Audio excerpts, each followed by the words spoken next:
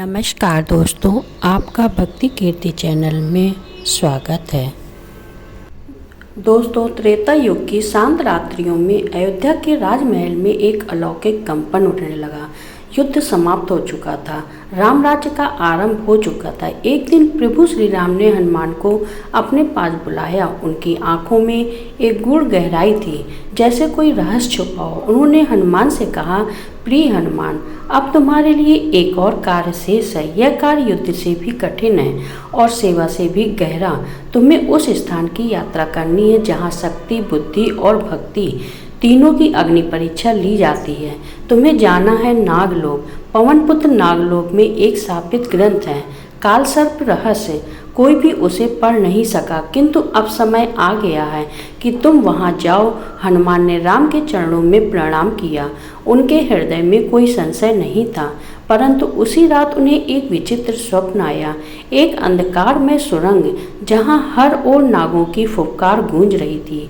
एक गूंजती आवाज बार बार कह रही थी, सांप को तोड़ो, आत्मा को मुक्त करो। यह सपना कई रातों तक चला। उन्होंने ऋषि अगस्त्य से इसका रहस्य पूछा। ऋषि ने गंभीर स्वर में कहा, यह कोई सपना नहीं, यह नागलोक की पुकार है।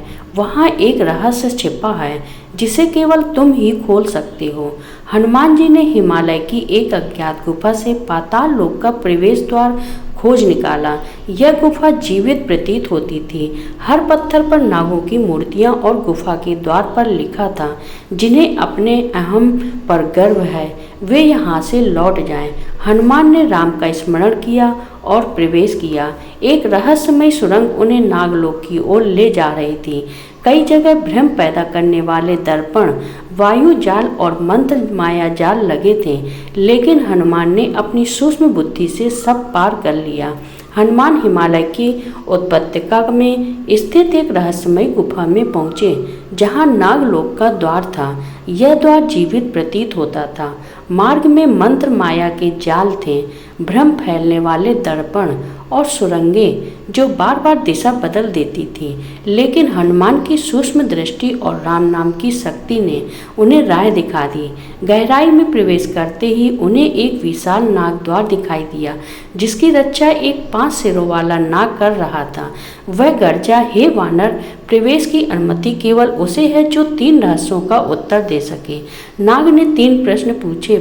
पहला, वह क्या है जो बिना आंखें देखता है, बिना कान के सुनता है? हनुमान बोले, मन। दूसरा, जो जितना बांटो उतना बढ़ता है। हनुमान बोले, ज्ञान। तीसरा, जो हर युग में होता है पर हर बार नया रूप लेता है। उत्तर मिला, धर्म। नाग ने सिर झुकाया और द्वार खुल गया। भीतर नागराज वासुकी स्वयं उपस्थित थे। उन्होंने कहा, पवनपुत्र, इस लोक पर हजारों वर्षों से एक सांप है। कर्कटी नाम की एक राक्षसी नागिनी ने ब्रह्मास्त्र चुराने का प्रयास किया था।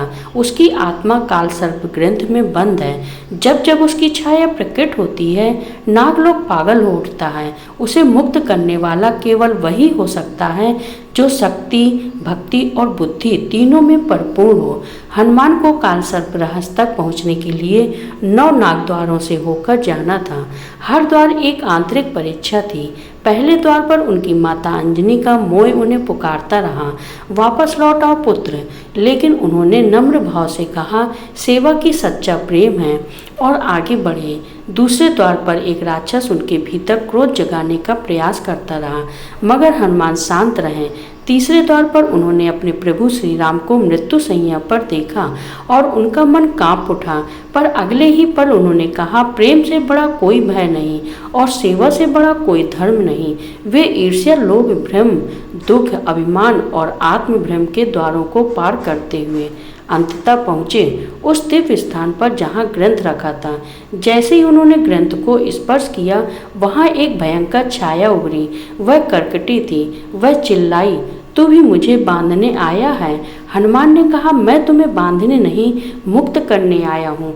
कर्कटी ने भ्रम फैलाया, उन्हें उनके ही संदेहों से घेर लिया। उनके मन में यह भी कौंधा कि क्या वे वाकई योग्य हैं। तभी उन्होंने एक क्षण के लिए अपने भीतर झांका और राम का नाम लिया। एक दिव्य अग्नि उनके हृदय से निकली जिसने कर्कटी की आत्मा को शांति दी। उसकी आत्मा आकाश में विलीन हो गई और ग्रंथ खुल गया। उस ग्रंथ में लिखा था, सबसे बड़ा विष अहंकार है और सबसे बड़ा अमृत सेवा। शक्ति केवल तब तक सार्थक है जब तक वह किसी और के लिए समर्पित हो। ग्रंथ के खुलते ही नागलोक का अंधकार मिट गया। वासुकी ने कहा, अब नाग जाति को पुनर्जन्म मिला है और यह कथा तुम्हारी पहचान से परे रहेगी, क्योंकि सबसे बड़ा तप वह है जो गुप्त रखा जाए।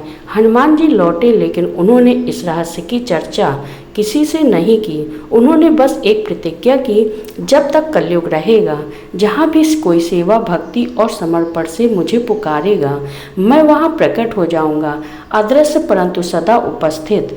और तभी आकाश में दिव्य ध्वनि गूंजी, रामदूत अतुलित बलधामा। और तब से अब तक जब भी कोई गहन संकट में राम नाम लेता है, कोई न कोई चुपचाप उसकी सहायता को आ जाता है।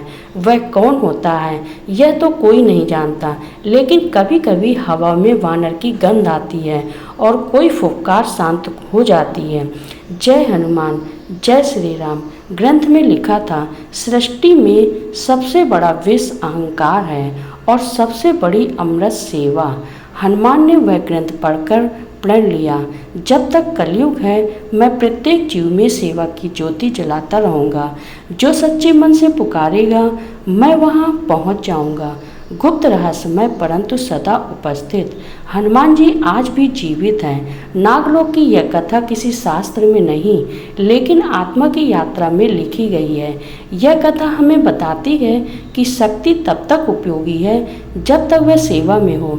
रहस्य भी ज्ञान का ही रूप होते हैं और सबसे बड़ा सत्य यह है कि प्रभु के नाम में ही मुक्ति है। जय श्री राम, जय हनुमान। ग्रंथ को प्राप्त करने के लिए हनुमान को 9 नाग द्वारों से गुजरना था। हर द्वार एक मानसिक और आध्यात्मिक परीक्षा थी। पहला द्वार मोह, वहाँ उन्हें बाल रूप में अंजनी माता पुकारती दिखी। उनकी ममता देखकर हनुमान का हृदय विचलित हुआ, लेकिन उन्होंने समझा यह माया है, सेवा ही सबसे बड़ा प्रेम है। दूसरा द्वार क्रोध, एक राक्षस उन्हें अपमानित करता है। हनुमान क्रोधित होते हैं, लेकिन फिर मुस्कुराते हैं। जो अपने क्रोध को जीत ले वही सच्चा वीर है। तीसरा द्वार भय, यहाँ उन्हें अपने प्रभु राम को मृत्यु शैया पर देखा। प्रेम में मृत्यु भी सौभाग्य है। इसी तरह वे 7 अन्य द्वारों को भी पार करते हैं। ईर्ष्या, लोभ, धर्म, भ्रम, अभिमान, दुख और अंततः आत्मभ्रम। प्रेम से बोलिए जय श्री राम, जय हनुमान। ऐसे ही और भी आपको वीडियो आगे मिलेंगे। चैनल को लाइक करें, सब्सक्राइब करें और शेयर करें।